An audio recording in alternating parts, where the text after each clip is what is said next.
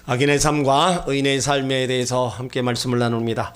시편 1편은 성경 전체의 요약이라고 말할 수 있습니다.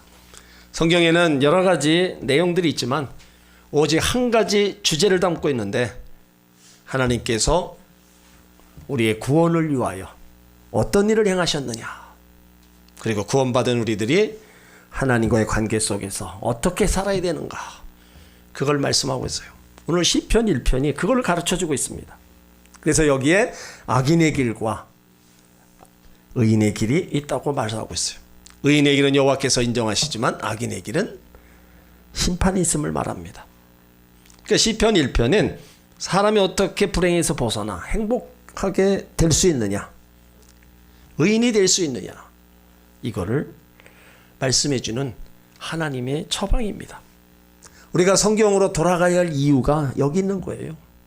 성경은 다른 모든 책과는 달리 본질적으로 다른 책입니다. 성경은 사람이 만든 책이 아니라, 인간의 책이 아니라 하나님의 계시입니다.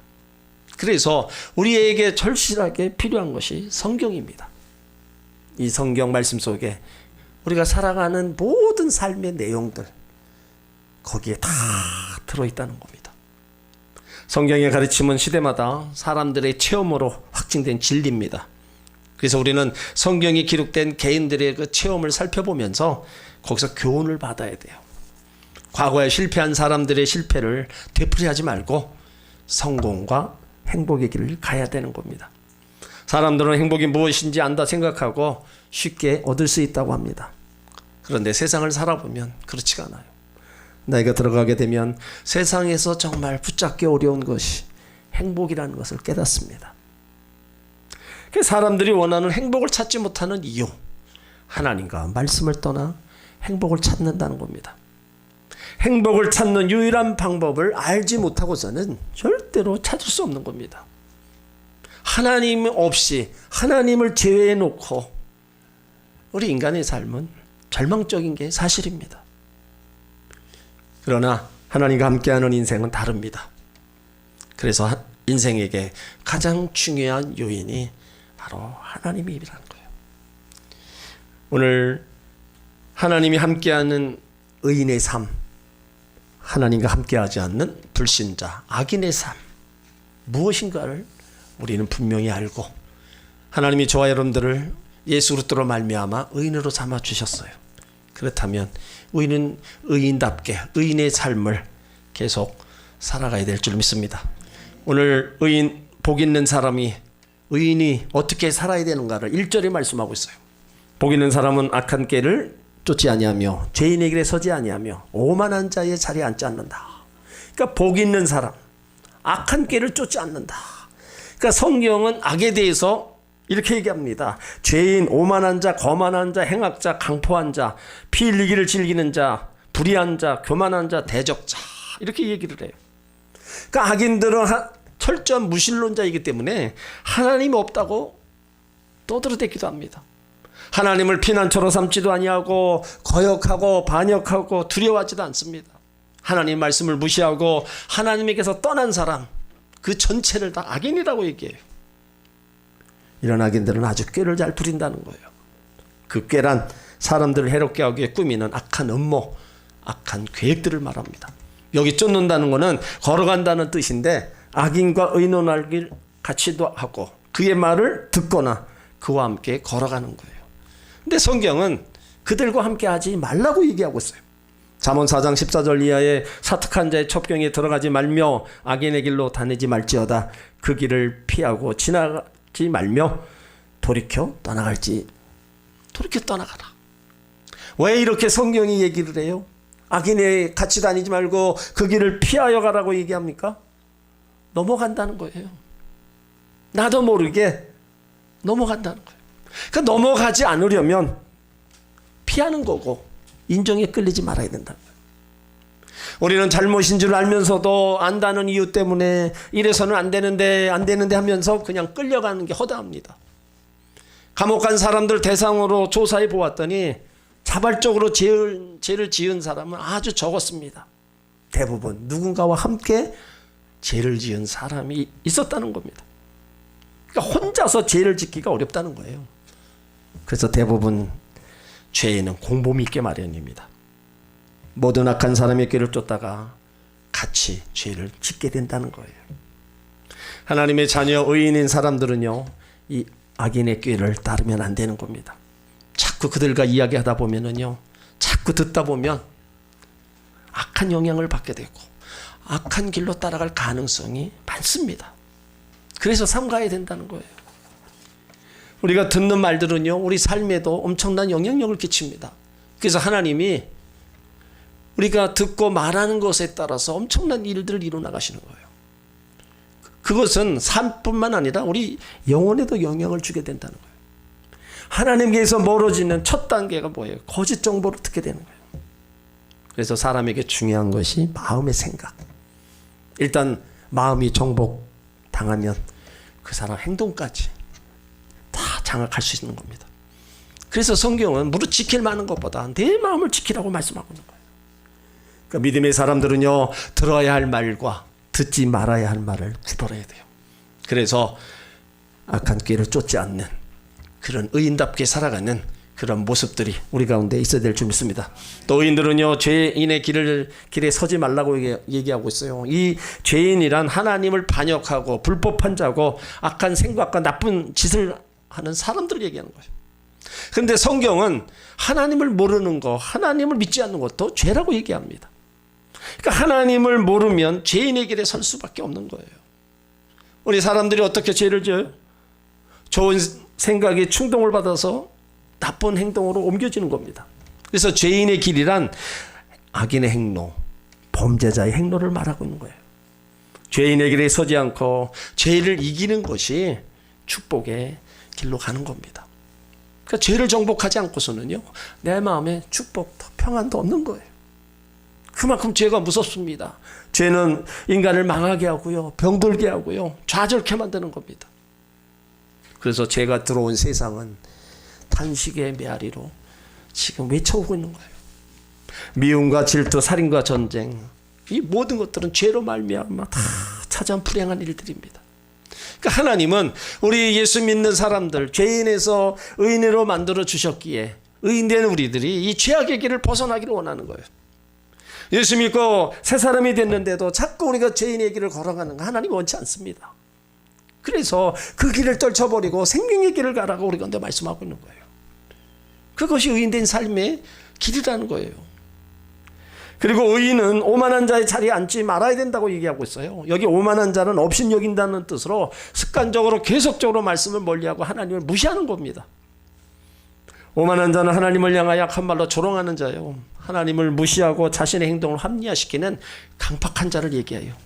진리와 양심과 도덕도 다 포기하고 오로지 자기를 세우려는 자입니다. 하나님 경고에도 불구하고 자신의 죄를 회개하지 않는 거예요. 그래서 의인은 오만한 자리에 앉지 말라는 거예요. 단호히 아닌 것 아니다, 옳고 그름을 단호히 대답하라는 거예요. 마태복음 5장 37절에도 오직 너의 말은 옳다 옳다 아니라 아니라 하라, 이에서 지나는 것은 악으로 쫓아나느니라. 여러분들이 보기에 하나님 말씀에 비춰봤을 때 이건 아닌가 싶으면은 아니다라고 단호히 끊으시길 바랍니다. 인정에 끌려서 마지못해서 거기서 끌려가다 보면 똑같이 죄인의 길을 들어서는 거고 오만한 자의 길을 가는 거예요. 이건 의인이 갈 길이 아닙니다. 거기에는 하나님의 책망만 있을 뿐이에요. 그러므로 성도된 의인된 여러분들 모두는 악인의 꾀를 쫓지 말고 죄인의 길에 서지 말고 오만한 자의 자리에 앉지 않으시기를 주의 이름으로 축원합니다. 또 의인들이 적극 해야 될 일이 있어요. 그것이 바로 2절에 있는 겁니다. 오직 여호와 율법을 즐거워하여 그 율법을 주야로 묵상하는 자로다. 여기 율법을 즐거워한다는 건요, 율법을 좋아한다, 관심을 갖는다, 소원한다는 뜻이에요. 그러니까 의인들은 하나님의 말씀이 좋아지고 거기에 관심이 갖고 그 말씀이 나에게 또 이루어지기를 소원하는 거예요. 그래서 그 속에서 삶의 기쁨의 원천을 말씀 속에서 찾아가고 거기에서 힘을 얻고 살아가는 겁니다. 시편 112편 1절에도 그의 계명을 크게 즐거워하는 자는 복이 있다 말씀하고 있어요. 인생의 즐거움, 물론 우리가 세상 살아가면서 많이 여기저기서 얻을 수 있어요. 그렇지만 무엇보다도 하나님의 자녀들은요, 하나님의 말씀인 성경 안에서 우리가 즐거움을 맛보아야 된다는 거예요. 그러기 위해서는요, 말씀을 우리가 깊이 묵상, 생각한다는 겁니다. 한 번 흘려가는 거하고요, 두 번 또 듣고 또 생각하면 그 말씀이 깨달아집니다. 몰랐던 말씀이 아니라 그 묵상 속에서 하나님 말씀이 때론 들려지기도 하고 때론 깨달아 알 수 있다는 거예요. 소가 지풀과 풀을 먹잖아요. 한 번으로 먹고 끝납니까? 2차가 되면은 되새김질을 하잖아요. 그래서 곱게 가루를 만들어서 소화를 시키는 거예요. 이게 하나님 자녀도 마찬가지예요. 말씀을 또 듣고 묵상하고 그것을 내 영혼의 양식으로 삼고 지켜 나가는 자가 복이 있다는 거예요. 여호수아 1장 8절에도 이 율법 제벌 내 입에서 떠나지 말게 하며 주야로 그것을 묵상하여 그 가운데로 기록한 대로 행하라. 그리하면 내 길이 평탄하게 될 것이라. 내가 형통하리라. 하나님께서 우리의 축복된 삶을 살도록요, 이 말씀 속에 다 기록해 놨어요. 그리고 그 말씀을 듣고 지켜 행하는 모두에게 형통케 하셨습니다. 그건 나라적으로나 개인적으로나 똑같은 겁니다. 이스라엘이라는 나라는요, 우리나라 강원도와 경기도를 합친 땅만 합니다. 그 본토에 한 600만, 또 타국에 한 1000만, 그래서 합치면 한 1600만의 인구를 가지고 있어요. 그런데 세계에서 노벨상을 24% 이상 유대인들이 받을 만큼 세계 모든 민족의 뛰어난 민족입니다. 지금도 세계 경제의 실권은요, 유대인들이 쥐고 있을 만큼 부유하다는 거예요. 그러니까 어떻게 작은 나라, 작은 인구에서 세계 뛰어난 민족이 되었냐 이거죠. 그들은 하나님 말씀을 따라서 하나님 말씀대로 살았어요. 그러니까 하나님이 그들을 높여주시는 거예요. 신명기 28장 1절에 내가 내 하나님 여호와의 말씀을 삼가 듣고 내가 오늘날 내게 명하는 그 모든 명령을 지켜 행하면 내 하나님 여호와께서 너를 세계 모든 민족 위에 뛰어나게 하실 것이라. 하나님 먼저로 하나님 말씀으로 실천하며 살아니까 하나님이 보란듯이 그들을 축복하고 계신 거예요. 그렇다면 우리는 부러워만 하지 말고 우리도 하나님 먼저로 살아가고 말씀에 지켜 행하며 우리가 살아가면 이런 복을 우리 가운데도 주실 줄 믿습니다. 계시록 1장 3절에도 이 연의 말씀을 읽는 자와 듣는 자들과 그 가운데 기록한 것을 지키는 자들이 복이 있다 말씀한 거예요. 그러니까 우리들이 하나님 말씀을 즐거워하고 그것을 묵상하면서 말씀대로 우리가 살아가기를 힘쓰고 했을 때 하나님은 지금도 우리 가운데 은혜와 복을 더하여 주신다는 겁니다. 하나님 말씀은 능력입니다. 그 능력의 말씀을 믿고 실천하며 나가면 내가 생각지 못한 곳에 하나님이 채워주심을 우리는 경험할 수가 있는 겁니다. 그러므로 의인된 성도 여러분, 하나님 말씀을 더 즐거워하시길 바랍니다. 묵상하고 지키시길 바랍니다. 그래서 하나님이 주시는 그 형통한 길로 달려가시길 주의 이름으로 축원합니다. 이렇게 말씀을 즐거워하고 묵상하는 이인들에게 주시는 축복이 3절이에요. 저는 시냇가에 심은 나무가 시절을 쫓아 과실을 맺으며 그 잎사귀가 마르지 아니한 같으니 그 행사가 다 형통하리로다. 여기 시냇가, 근원으로부터 신선함을 운반하는 통로를 상징합니다. 그래서 영적으로는 이 시냇가는 생명수 되시는 예수 그리스도를 상징하는 거예요. 예수 그리스도 안에 뿌리를 내린 성도, 그래서 의인이고 복된 자라는 겁니다. 여기 심은 나무, 옮겨진 나무, 이식된 나무를 말하는데 이식된 나무는 예수 그리스도를 말미암아 구속, 제사함을 받은 성도를 얘기하는 거예요.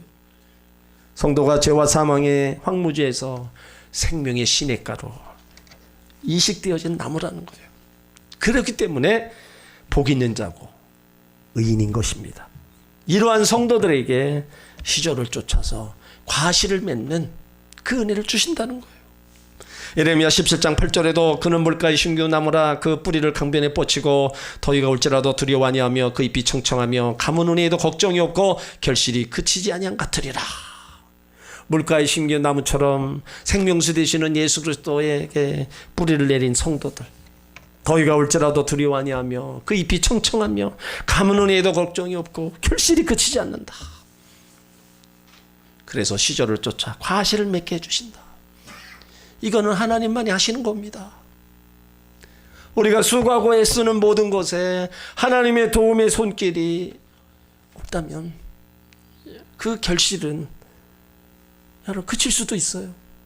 하지만 하나님의 도움의 손길이 있고 하나님이 주신 은혜가 있다면 그 결실이 그치지 않는다는 거예요. 그러니까 의인된 우리의 삶이 하나님과 함께하는 삶이 얼마나 복인가를 우리는 성경을 통해서도 알 수 있는 겁니다. 또 의인들의 삶에 잎사귀가 마르지 않게 하신다는 겁니다. 이 잎사귀는 신앙생활을 표시해 주는 겁니다. 그래서 성도의 외적 생활, 자손의 번성, 사업의 형통, 그 하는 모든 일이 잘 되는 것을 얘기하는 거예요. 가뭄이 와도 빛이 청청이 빛을 내는 잎사귀, 환난과 핍박 가운 어려움이 닥쳐와도 신앙의 색깔이 변함없는 성도, 이것은 복이 있는 사람의 아름다운 축복을 나타내 주는 겁니다. 그래서 형통한 삶으로 이끌어가는 거예요. 3절의 그 행사가 그가 하는 모든 일들 다 형통하다. 여러분, 형통은요 하나님과 함께 할 때만 이루어지는 겁니다. 형통이 뭐예요? 일이 잘 된다는 겁니다. 그럼 형통의 반대는 뭐예요? 불통이에요. 막혀서 할 수도 없고 갈 수도 없다는 거예요. 되지도 않는다는 겁니다. 모든 것은요 다 통하게 돼 있어요. 통하지 않으면 안 됩니다. 안 통하는 것, 그래서 불통, 안 된다는 것이고 안 되고 있다는 겁니다. 그렇다면 우리가 먼저 통해야 될 대상이 있어요. 먼저 통해야 할 대상, 사람의 관계 속에서도 중요하지만 하나님 관계에서 통해야 된다는 거예요. 왜 그러느냐? 우리가 하나님의 형상대로 지음받은 존재이기 때문입니다. 우리가 하나님의 형상대로 지음받았다는 말은요 하나님의 관계 속에서만 진정한 복된 삶을 누릴 수 있다는 겁니다. 그러므로 여러분 모두가 다 하나님과 관계에서 잘 통하시길 바랍니다. 하나님과 잘 통하는 거 신통 혹은 영통이라고 그래요. 왜 영통이라느냐? 하나님이 생명의 근원이시고 축복의 근원이시라는 거예요. 그래서 하나님과 관계만 잘 통하면 생명이 내게로 임합니다. 복이 내게로 임하고요 각양 좋은 은사의 것들이 하늘로부터 내려오는 거예요. 야고보 1장 17절에 말씀합니다. 각양 좋은 것들이 위로부터 빛들의 아버지께로부터 내려온다. 시편 73편 28절도 그래서 하나님을 가까이 함이 복이라고 얘기하는 겁니다. 하나님과 통해 있는 사람 그 에너지를 갖고 있는 겁니다. 하나님의 능력이고 생명이고 전지전능하신 하나님을 할지라도 나와 통하지 않으면 아무 관계가 없는 겁니다. 그러니까 길이요 진리요 생명 되시는 예수님을 통해서 하나님과 통하기만 하면 우리 삶은 형통하게 되는 거예요. 통하기만 하면요 죄사함과 복과 하나님 나라의 기업을 상속으로 받는 겁니다. 또 말씀도 하나님과 통하는 길이죠. 이 통로를 통해서 우리가 하나님을 알고 만나고 보화를 발견하는 거예요. 기도도 하나님과 통하는 길입니다. 낙심했다가 기도하면 하나님이 새 힘을 주시고 우리가 갖고 있는 삶의 문제들을 하나하나 풀어주시는 거예요. 그리고 하나님과 통하면요 사람과의 관계가 다 통하게 돼 있는 거예요. 우리가 통한다 이 말을 자주 써요. 나와 다른 사람 마음이 생각이 같을 때 통한다는 거예요. 근데 이 통하지 않으면 정말 답답한 겁니다. 부부간에도 통하지 않으니까 싸움이 벌어지는 거예요. 자녀간에도 여러 가지로 통하지 않으면 싸움이 일어나는 거예요. 형제, 이웃, 미움과 다툼이 일어나는 것도요 다 통하지 않아요.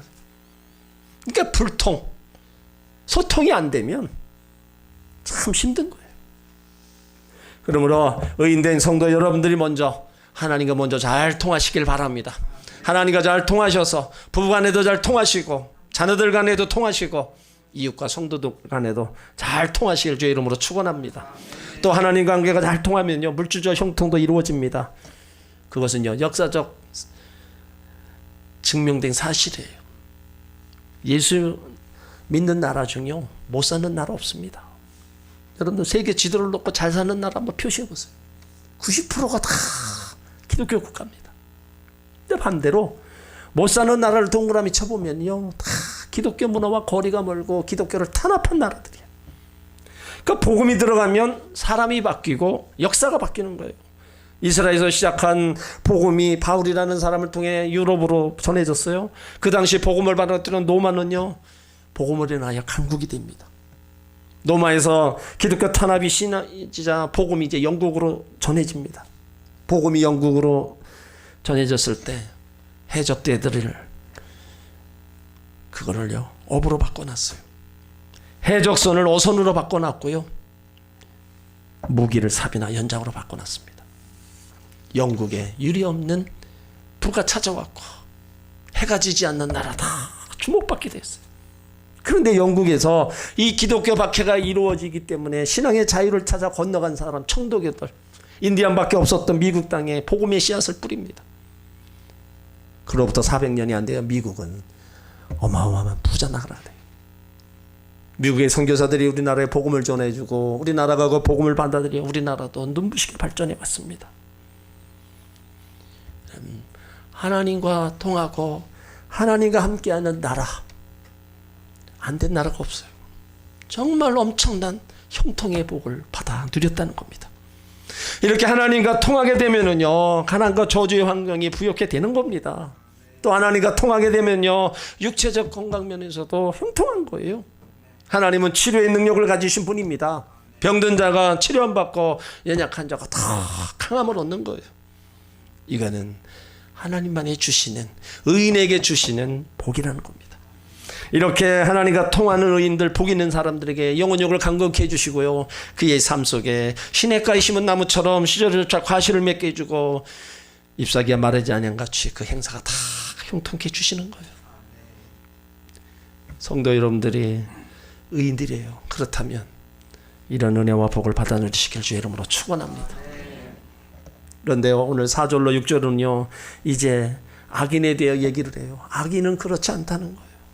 자, 악인은 그렇지 않으며 1절로 3절까지 말한 의인의 복과 악인들은 거기 참여하지 못한다는 겁니다.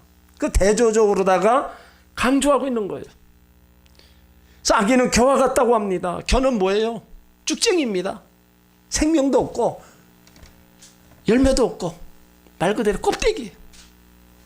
바람과 함께 이리저리 날아다니다 결국은 불에 타는 거예요.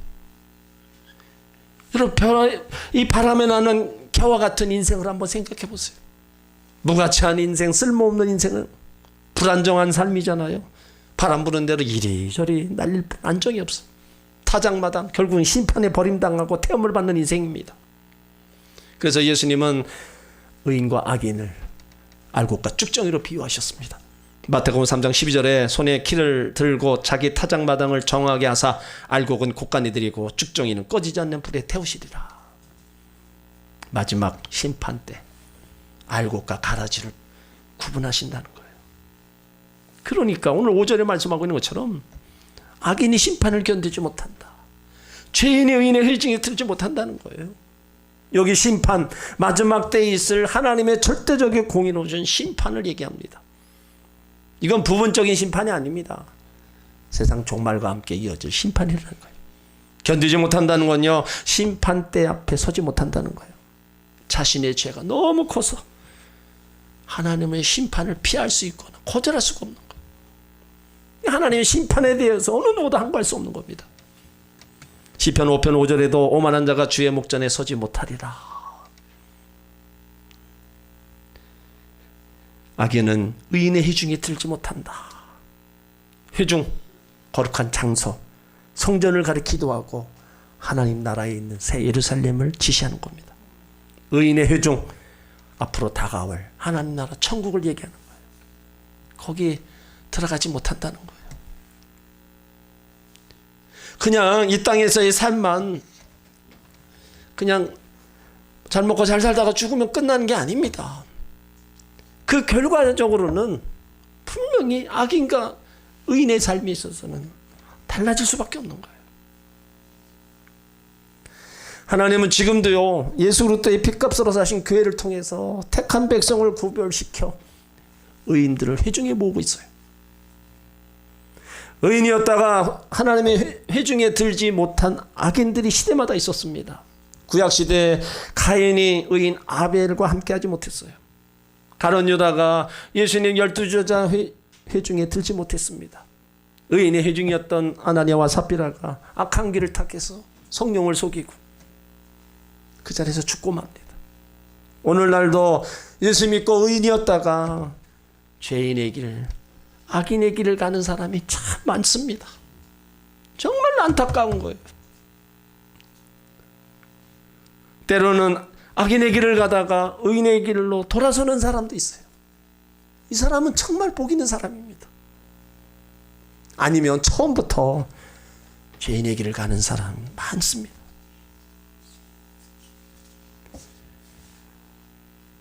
육 절에 보면요, 의인은 여호와께서 인정하신답니다. 인정이 뭡니까? 이 땅의 삶에서도 하나님이 지켜주시고 하나님 나라에 대해서 책임져 주신다는 거예요. 그런데 악인은 망한다. 이 땅에서 잘 먹고 잘 살아도 죽음 이후에는요, 심판만 있다는 거예요. 책임지지 않는다는 겁니다.